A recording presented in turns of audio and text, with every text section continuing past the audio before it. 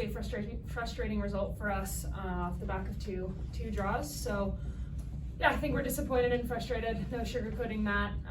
Probably 2 goals that could have been avoided and a lot of goals on the other end that we probably left on the table. So always can learn from these things. It's early in the season. We've rotated players in that game, so I think it's just getting the camaraderie and the balance right. And we, go back to the drawing board and take a week and regroup, refresh, and go back at it next weekend. Hi, Janine. So finishing has obviously been one of the challenges in recent weeks for the team. Where do you think that's coming from in terms of the issues in that area?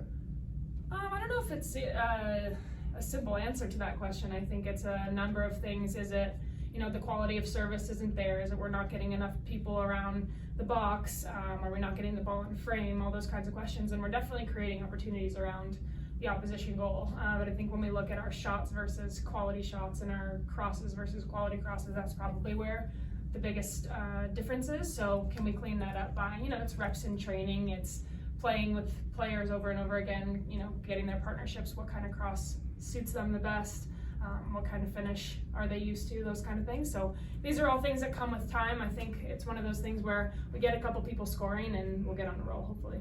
For sure. And defensively, what do you think were some of the issues that led to those runs where Houston was able to finish the way that they did?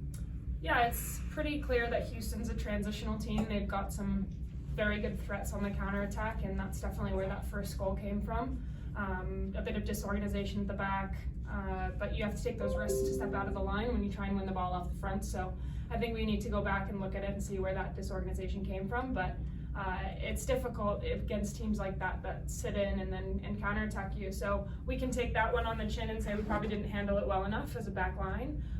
But you have to know who you're playing against.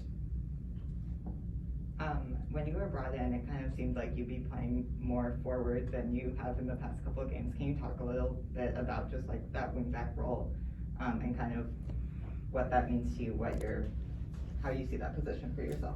Yeah, wingback is an interesting one because if you have a lot of the ball, you're almost playing like a winger. But in certain instances, you are playing as a fullback. So I think today in the first half, didn't get forward well enough and as much as I wanted to.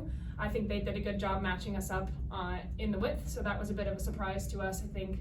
And personally, I don't think I shifted my mindset quick enough to come up with something to counteract that.